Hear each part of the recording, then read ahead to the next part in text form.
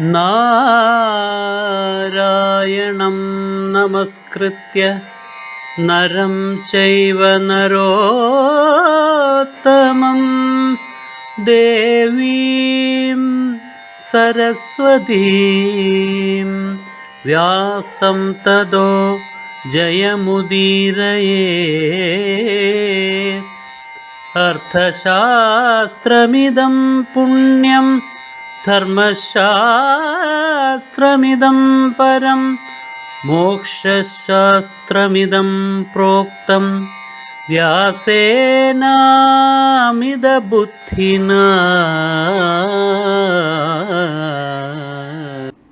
ഈ പടക്കളത്തിൽ വെച്ചിട്ട് എന്നെ തോൽപ്പിക്കണം.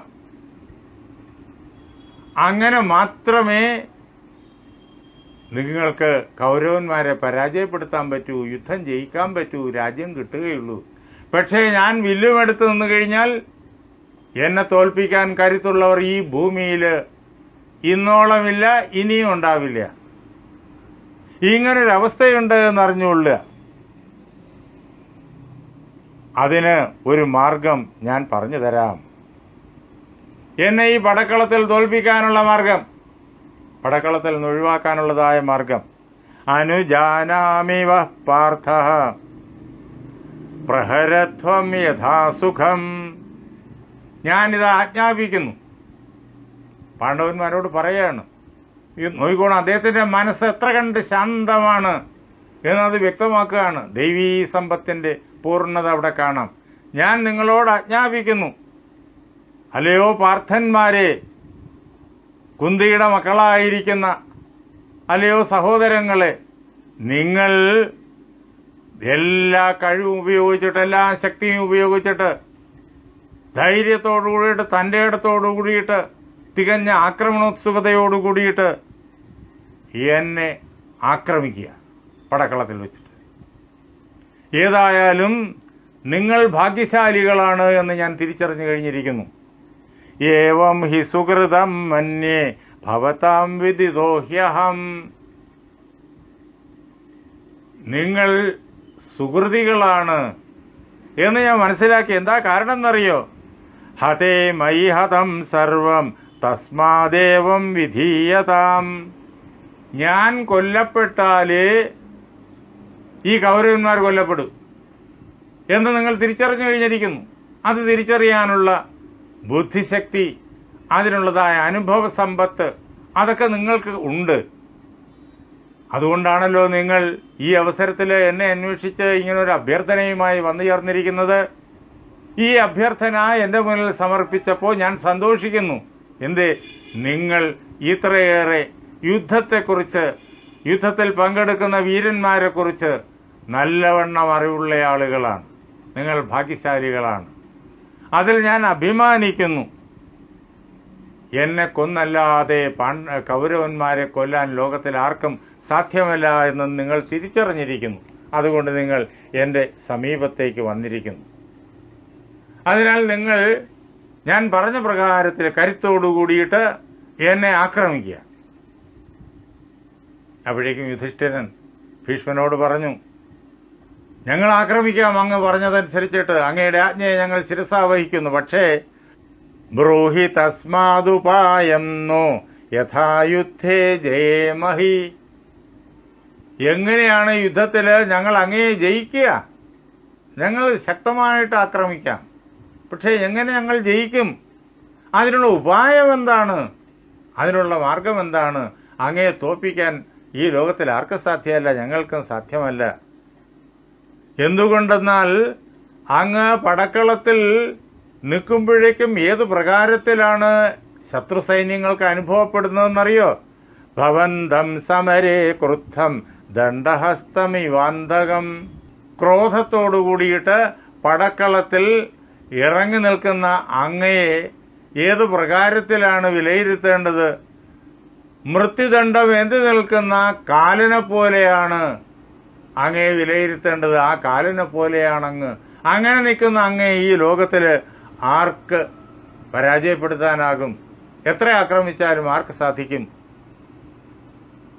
ദേവന്മാരും അസുരന്മാരും ഒരുമിച്ച് നിന്ന് അങ്ങയെ എതിർത്താൽ പോലും അങ്ങയെ തോൽപ്പിക്കാനാവില്ല. അപ്പോൾ അങ്ങയെ തോൽപ്പിക്കാൻ, അങ്ങ് പറഞ്ഞ കാര്യം നടപ്പിലാക്കാൻ അതിനുള്ളതായ ഉപായം അങ്ങ് പറഞ്ഞു തരണം. ഇങ്ങനെ ഭീഷ്മനോട് യുധിഷ്ഠിരൻ ചോദിച്ചപ്പോഴേക്കും ഭീഷ്മൻ പറഞ്ഞു, അല്ലേ യുധിഷ്ഠിര, മഹാരാജാവേ, അങ്ങ് പറഞ്ഞത് ശരി തന്നെയാണ്. നാഹം ചേതും രണേശക്യ സേന്ദ്രൈരവി സുരാസുരൈഹി. ഇന്ദ്രനോടൊപ്പം സുരന്മാരും ദേവന്മാരും അസുരന്മാരും ഒരുമിച്ച് അണിനിരന്ന് എന്നോട് യുദ്ധം ചെയ്താൽ പോലും പടക്കളത്തിൽ വെച്ചിട്ട് എന്നെ തോൽപ്പിക്കാനാവില്ല. അതൊരു പരമസത്യം തന്നെയാണ്. പക്ഷേ എന്നെ തോൽപ്പിക്കാൻ നിങ്ങൾക്ക് ഒരു അവസരം ഞാൻ തരാം. തതോ മാം ന്യസ്തശസ്ത്രം തു ഏതേഹന്യുർമഹാരഥാഃ. ഈ മഹാരഥന്മാര് എന്നെ സംഹരിച്ചു കൊള്ളട്ടെ. എങ്ങനെ? ഞാൻ ആയുധം വെക്കുമ്പോൾ, യുദ്ധം ചെയ്യാതെ ആയുധം വെക്കുന്ന അവസരത്തിൽ നിങ്ങൾ എല്ലാവരും കൂടി ചേർന്നിട്ട് എന്നെ ആക്രമിച്ച് സംഹരിച്ചുള്ളൂ. അതേ ഉള്ളൂ മാർഗം. അതാണ് അതിനുള്ളതായ ഉപായം.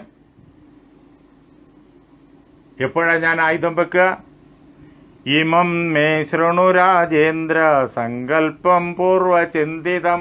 പണ്ടേ തന്നെ ഞാൻ എൻ്റെ മനസ്സിൽ ഉറപ്പിച്ചു വെച്ചിരിക്കുന്നതായ ഒരു സങ്കല്പമുണ്ട്. ആ സങ്കല്പം ഞാൻ പറഞ്ഞുതരാം. ആ സാഹചര്യം ഉണ്ടായിക്കഴിഞ്ഞാൽ ഞാൻ ആയുധം വയ്ക്കും. ആയുധം വെച്ചു കഴിഞ്ഞാൽ നിങ്ങൾക്ക് സംഹരിക്കാനാകും, പാണ്ഡവന്മാർക്ക് സംഹരിക്കാനാകും, അർജുനന് സംഹരിക്കാനാകും. വേറെ ആർക്കും പറ്റൂല. അദ്ദേഹം ആയുധം വെച്ചാൽ പോലും വേറെ ആർക്കും പറ്റൂല, ഇന്ദ്രാദികൾക്ക് പോലും പറ്റൂല. ഇത് അനുവാദം പാണ്ഡവർക്ക് മാത്രം കൊടുത്തിരിക്കുന്നു. എപ്പോഴാണ് ഞാൻ ആയുധം വെക്കുക? അമംഗല്യധ്വജം ദൃഷ്ട്വാ ന യുദ്ധേയം കഥാചന. അമംഗളകരമായിരിക്കുന്ന അടയാളമുള്ള കൊടി കണ്ടു കഴിഞ്ഞാൽ ആ കൊടിയുള്ള തേരിൽ ആരാണോ നിന്ന് യുദ്ധം ചെയ്യുന്നത് ആ ആളിനോട് ഞാൻ യുദ്ധം ചെയ്യില്ല. അമംഗളകരമായ കൊടിയടയാളം കാണുന്ന അവസരത്തിൽ ഞാൻ ആയുധം താഴെ വയ്ക്കും. അപ്പോഴേക്കും നിങ്ങൾക്ക് എന്നെ സംഹരിക്കാനാകും. അതിനുള്ളതായ സൗകര്യമുണ്ട്, ഞാൻ പറഞ്ഞു തരാം. എല്ലാം അദ്ദേഹം തന്നെ പറഞ്ഞു കൊടുക്കുന്നു. ഇങ്ങനെ പറഞ്ഞു കൊടുക്കാൻ ആർക്കാകും? അതാണ് ശാന്തി എന്നുള്ളത്, മനസ്സിന്റെ സമ്പൂർണമായ ശാന്തി. ഇതിനപ്പുറം വേറൊരു സന്ദർഭം, വേറൊരു കഥ ലോകത്തിൽ ഒരു എഴുത്തുകാരനും നിർമ്മിക്കാനാവില്ല. അങ്ങനെ പൂർണ്ണമായിരിക്കുന്ന ശാന്തിയുടെ ഏറ്റവും ഉദാത്തമായിരിക്കുന്ന മാതൃക ഇവിടെ വ്യാസൻ ഈ സന്ദർഭത്തിലെ ഭീഷ്മപർവത്തിന്റെ അവസാനം നമ്മെ കേൾപ്പിക്കുകയാണ്. യേഷ ദ്രൗപദോ രാജൻ തവ സൈന്യേ മഹാരഥ. അല്ലയോ രാജാവേ യുധിഷ്ഠിര, അങ്ങയുടെ സൈന്യത്തില് ദ്രുപദന്റെ പുത്രനായിട്ട് ഒരാളുണ്ടല്ലോ. അദ്ദേഹത്തിന്റെ പേര് ശിഖണ്ഡി സമരാമർഷി ശൂരശ്ച സമിതിഞ്ജയ. ശിഖണ്ഡി എന്നാണ് പേര്. പടക്കളത്തിൽ അങ്ങേയറ്റം കരുതനാണ്. യുദ്ധം ചെയ്യുന്ന കാര്യത്തിൽ ക്രോധം പൂണ്ട് അതിശക്തമായി കടന്നാക്രമിക്കുന്ന മഹാവീരനാണ് ശിഖണ്ഡി. ശൂരനാണ്. അതേപോലെ തന്നെ യുദ്ധങ്ങളിലെല്ലാം ജയിക്കുന്നവനാണ്. അങ്ങനെയുള്ളവനായ ആ ശിഖണ്ഡിയുണ്ടല്ലോ, അവൻ യഥാഭവച്ച സ്ത്രീ പൂർവം പശ്ചാത് പുംസ്ത്വം സമാഗതഃ. ജനിച്ച മാത്രയിൽ അവൻ സ്ത്രീയായിരുന്നു. അത് കഴിഞ്ഞിട്ടാണ് അവൻ പുരുഷനായത്. അങ്ങനെ പുരുഷനായിട്ടാണ് ലോകമറിയുന്നതെങ്കിലും നിങ്ങൾക്കറിയാം അവൻ ആദ്യം സ്ത്രീയായിരുന്നു. ഞാൻ സ്ത്രീകളോട് യുദ്ധം ചെയ്യില്ല. ആരുടെ കൊടിമരത്തിലാണോ അമംഗളമായ ചിഹ്നമുള്ളത് അവരോട് യുദ്ധം ചെയ്യില്ല. ഞാൻ സ്ത്രീയോടും യുദ്ധം ചെയ്യില്ല. ഈ ശിഖണ്ഡി മുമ്പ് സ്ത്രീയായിരുന്നിട്ട് പുരുഷനായ ആളാണ്. അതിനാൽ ഞാൻ യുദ്ധം ചെയ്യില്ല. അല്ലയോ രാജാവേ, ഞാൻ ഈ പറയുന്നത് നിങ്ങൾക്കെല്ലാവർക്കും അറിവുള്ള കാര്യമാണ്. ജാനന്തിച്ച ഭവന്തോപി, നിങ്ങളെല്ലാവരും ഇതറിയുന്നു. ഞാൻ വെറുതെ ഒരു കെട്ടുകഥ ഉണ്ടാക്കി പറയുന്നതല്ല എന്ന് നിങ്ങൾക്കെല്ലാവർക്കും അറിയാം. അതിനാൽ ആ ശിഖണ്ഡിയെ മുൻനിർത്തിയിട്ട് അർജുനൻ എൻ്റെ നേരെ അമ്പ് പ്രയോഗിക്കട്ടെ. അർജുന സമരേ ശൂരഃ പുരസ്കൃത്യ ശിഖണ്ഡിനം.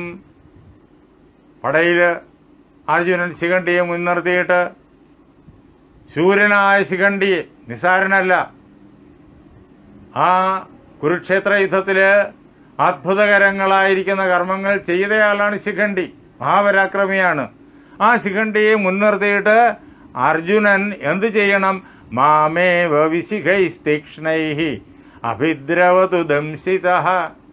അത്യധികം കൂർത്തുമൂർത്തതായ അമ്പുകൾ കൊണ്ട് എന്നെ തന്നെ വളരെ വേഗത്തിൽ ക്രോധത്തോടു കൂടിയിട്ട് കടന്നാക്രമിക്കട്ടെ. അർജുനൻ അമ്പുകൾ കൊണ്ട് മൂടട്ടെ. ഭീഷ്മനെ എയ്ത് തേരിൽ നിന്ന് നിലത്തിടാനുള്ളതായ മാർഗം പാണ്ഡവന്മാർക്ക് പറഞ്ഞു കൊടുക്കാൻ ഈ ശിഖണ്ഡിയുടെ കൊടിമരത്തിലുള്ള അടയാളവും അമംഗളമാണ്. അങ്ങനെ രണ്ട് കാരണങ്ങൾ അവിടെ ഒരുമിച്ച് നിൽക്കുന്നു. ഒന്ന്, നേരത്തെ സ്ത്രീയായിരുന്നു. രണ്ട്, കൊടിമരത്തിൽ അമംഗളമായിട്ടുള്ള ചിഹ്നമുണ്ട്. ഇതിനാൽ ഒരു കാരണവശാലും ഞാൻ യുദ്ധം ചെയ്യില്ല, ഞാൻ ആയുധം താഴെ വയ്ക്കും. അപ്പോൾ അർജുനൻ എൻ്റെ നേരെ അമ്പെയ്യട്ടെ. ഇങ്ങനെ ഭീഷ്മൻ അവരോട് പറഞ്ഞു. നതം പശ്യാമി ലോകേഷു മാം ഹന്യാദ്യ സമുദ്യതം. ഇതല്ലാതൊരു മാർഗമില്ല, ഇത് മാത്രമേ മാർഗമായിട്ടുള്ളൂ. ഈ ലോകത്തില് യുദ്ധം ചെയ്യാൻ ഇറങ്ങി നിൽക്കുന്ന എന്നെ പരാജയപ്പെടുത്താൻ ശേഷിയുള്ള ഒരൊറ്റയാളിനെയും ഞാൻ കാണുന്നില്ല. എന്നെ തോൽപ്പിക്കാൻ, എന്നെ കൊല്ലാൻ, സംഹരിക്കാൻ ശേഷിയുള്ള ഒരൊറ്റയാളിനെയും ഞാൻ കാണുന്നില്ല. അതിനുള്ള ശേഷി ആകെ ഈ രണ്ടു പേർക്കേ ഉള്ളൂ. ഹൃദയ കൃഷ്ണാൻ മഹാഭാഗാത്. മഹാഭാഗനായിരിക്കുന്ന, മഹാഭാഗ്യശാലിയായിരിക്കുന്ന സർവ ഐശ്വര്യങ്ങളും ആരിലാണോ ഒന്നായി നിറഞ്ഞു നിൽക്കുന്നത്, അങ്ങനെ ലക്ഷ്മീ സ്വരൂപനായിരിക്കുന്ന കൃഷ്ണനല്ലാതെ കണ്ട് വേറെ ആർക്കും എന്നെ സംഹരിക്കാനാവില്ല. പാണ്ഡവാദ്വാ ധനഞ്ജയാത്. ധനഞ്ജയനായിരിക്കുന്ന അർജുനനല്ലാതെ വേറെ ആർക്കും എന്നെ സംഹരിക്കാൻ സാധ്യമല്ല. അതല്ലാതെ ഈ ലോകത്ത് ഒരൊറ്റയാൾ പോലുമില്ല. അതിനാൽ ഞാൻ ആയുധം വയ്ക്കാം, അതിന് ശിഖണ്ഡിയെ മുൻനിർത്തുക. അങ്ങനെ അർജുനൻ എൻ്റെ നേരെ അമ്പ് പ്രയോഗിക്കുക. ഇങ്ങനെ ഭീഷ്മൻ പാണ്ഡവരോട് പറയുന്ന അവസരത്തിൽ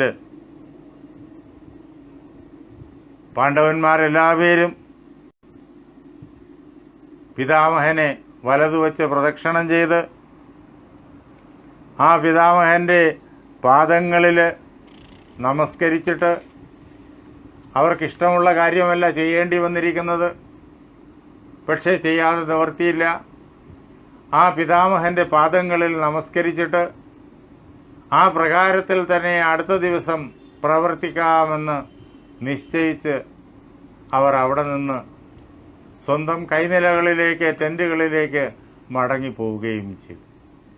ഇവിടെ നാം നേരിട്ട് കാണുന്നത് ശാന്തിയുടെ പൂർണ്ണതയാണ്. അതാണ് ഭീഷ്മനിൽ നാം കാണുന്നത്. ദൈവീ സമ്പത്തിന്റെ മൂർത്തിമദ്ഭാവമാണ് ഭീഷ്മൻ. ആസുരീ സമ്പത്തിന്റെ ലവലേശം പോലും അദ്ദേഹത്തിൽ ഇല്ല. അങ്ങനെ ആ ദൈവീ സമ്പത്തിന്റെ സർവ്വ പ്രത്യേകതകളും അദ്ദേഹത്തിൽ കാണാം. ശാന്തിയുടെ, ദൈവീ സമ്പത്തിൽ ഒന്നാണല്ലോ, അതിന്റെ ധർമ്മങ്ങളിൽ ഒന്നാണല്ലോ ശാന്തി. അതും അതിന്റെ പരിപൂർണതയിൽ നമുക്ക് ഭീഷ്മനിൽ കാണാം. അങ്ങനെ ഭഗവത്ഗീതയിൽ എന്തെന്തൊക്കെയാണോ ഭഗവാൻ പറഞ്ഞു വച്ചിരിക്കുന്നത്, ഉപനിഷത്തിന്റെ സാരസർവസ്വമാണ് ഭഗവത്ഗീത. അതിന് മുഴുവൻ കഥാപാത്രങ്ങളും കഥാസന്ദർഭങ്ങളും ഒക്കെയാക്കി നമുക്ക് മനസ്സിലാക്കാൻ പാകത്തിന്, ഭഗവത്ഗീതയെ ഉൾക്കൊള്ളാൻ പാകത്തിന് വ്യാസഭഗവാൻ അവതരിപ്പിച്ചതാണ് മഹാഭാരതം, ഈ ലോകം കണ്ട ഏറ്റവും അത്ഭുതകരമായിരിക്കുന്ന ഇതിഹാസം. ആ ഇതിഹാസം നാം എപ്പോഴാണോ സൂക്ഷ്മമായി പഠിക്കുന്നത്, അപ്പോൾ നമുക്ക് ഭഗവത്ഗീതയും ഭംഗിയായി തെളിഞ്ഞു കിട്ടുന്നു. ഭഗവത്ഗീതയെ മനസ്സിലാക്കാൻ മഹാഭാരതം അറിയണം. മഹാഭാരതത്തെ അറിയാൻ ഭഗവത്ഗീതയും അറിയണം. ഗീത അറിഞ്ഞുകൂടാതെ മഹാഭാരതത്തെ വ്യാഖ്യാനിക്കാനും വിമർശിക്കാനും പുറപ്പെടുന്ന ആളുകൾ ധാരാളമുണ്ട്. അവരെല്ലാം അബദ്ധങ്ങളാണ് മുഴുവൻ പറഞ്ഞു വയ്ക്കുന്നത്. വ്യാസൻ ഏതൊരു തത്വങ്ങൾ പ്രതിപാദിക്കാൻ വേണ്ടിയിട്ടാണോ ഈ കഥകളെല്ലാം രചിച്ചത്, അതിൽ നിന്നിട്ട് അവർ അകന്നു പോകുന്നു. വ്യാസന്റെ സൃഷ്ടി വൈഭവത്തിന്റെ ലക്ഷ്യത്തിൽ നിന്നിട്ട് അത്തരം വിമർശകർ അകന്നു പോകുന്നു. ഗീതയെ നന്നായി അറിഞ്ഞ് മഹാഭാരതത്തെ മനസ്സിലാക്കാൻ ശ്രമിക്കുമ്പോഴാണ് മഹാഭാരതത്തിന്റെ ഹൃദയം നമുക്ക് ലഭിക്കുക. മഹാഭാരതത്തെ നാം എത്രത്തോളം മനസ്സിലാക്കുന്നുവോ അത്രത്തോളം നമുക്ക് ഗീതാർത്ഥം തെളിഞ്ഞും കിട്ടും. ഗീതാർത്ഥം ജീവിതത്തിൽ പകർത്താനുള്ളതാണ്, ജീവിതത്തിൽ പ്രയോഗിക്കാനുള്ളതാണ്. അതാണ് നമ്മുടെ ജീവിതത്തെ സാത്വിക മണ്ഡലത്തിലേക്ക് ഉയർത്തി അഹിംസയുടെ പൂർണ്ണതയിൽ കൊണ്ടുപോയി എത്തിക്കുന്നത്. അങ്ങനെ ഗീതാർത്ഥത്തെ നമുക്ക് ജീവിതത്തിൽ പൂർണ്ണമായിട്ടും പ്രയോഗക്ഷമമാക്കി തീർക്കണം എന്നുണ്ടെങ്കിൽ അതിനെ ശരിയായ രീതിയിൽ ഉൾക്കൊള്ളാൻ കഴിയണം. അതിന് നാം മഹാഭാരതത്തെ അറിയണം. മഹാഭാരതം ഗീതയുടെ അർത്ഥത്തെ അതിൻ്റെ പൂർണ്ണതയിൽ നമുക്ക് കാണിച്ചു തരും. അങ്ങനെ ഗീത കൊണ്ട് മഹാഭാരതത്തെയും മഹാഭാരതം കൊണ്ട് ഗീതയെയും അറിയണം. ഗീത മഹാഭാരതത്തിന്റെ ഹൃദയം, മഹാഭാരതം ഗീതയുടെ കഥാമയമായ ശരീരം. ഇങ്ങനെ അഭിന്നമായിട്ട് ഇത് രണ്ടും ഒന്നായി നിൽക്കുകയാണ്. അത് തിരിച്ചറിഞ്ഞാലേ നമുക്ക് വ്യാസന്റെ ഈ അത്ഭുതകരമായിരിക്കുന്ന രചനയിലേക്ക് കടന്നു ചെല്ലാൻ പറ്റൂ. ഇതിന് സദൃശമായിട്ട് ഈ ലോകത്തിൽ ഇന്നോളം വേറൊരു കൃതി ഉണ്ടായിട്ടില്ല, ഇനി ഉണ്ടാകും എന്ന് ചിന്തിക്കുകയും എളുപ്പമല്ല. ഇനി ഉണ്ടാകണമെന്നുണ്ടെങ്കിൽ വ്യാസൻ തന്നെ പുനരവതരിക്കണം, അല്ലാതെ മാർഗമൊന്നുമില്ല. അടുത്ത കാലത്ത് സായിപ്പന്മാർ പറഞ്ഞതനുസരിച്ചിട്ട് ഇവിടെ തന്നെ ആളുകൾ പറഞ്ഞു നടപ്പുണ്ട്, കുറേ ആളുകൾ ഗീത പിന്നീട് ആരോ ഇതിനകത്ത് കൂട്ടിച്ചേർത്തതാണ് എന്ന്. അതിലെ അബദ്ധം നമ്മുടെ ഈ ഗീതാഭാരതം എന്നുള്ളതായ ഏതാണ്ട് ഒരു 1.5 വർഷത്തിലേറെക്കാലമായി തുടർച്ചയായി നടന്നു വരുന്ന ഈ ക്ലാസ്സിലെ ഓരോ മണിക്കൂറിൽ നിന്നും നമുക്ക് തെളിഞ്ഞു കിട്ടുന്നു. ഗീത കൂട്ടിച്ചേർത്തതാണ് എന്നുള്ളത് സർവാബദ്ധമാണ് എന്ന് വ്യക്തം. ഗീത മഹാഭാരത ഹൃദയം, മഹാഭാരതം ഗീതയുടെ കഥാമയമായ ശരീരം. നമുക്കിതിൻ്റെ അടുത്ത ക്ലാസ് നാളെ രാത്രി 8:30 ആരംഭിക്കാം. എല്ലാവരും ആ ക്ലാസ്സിൽ വന്നു ചേരണം. എല്ലാ സുഹൃത്തുക്കളെയും ഇക്കാര്യം അറിയിക്കണം. നമുക്ക് ഒരുമിച്ച് ഭഗവത്ഗീതയും മഹാഭാരതത്തെയും വിശകലനം ചെയ്ത് പഠിക്കാം.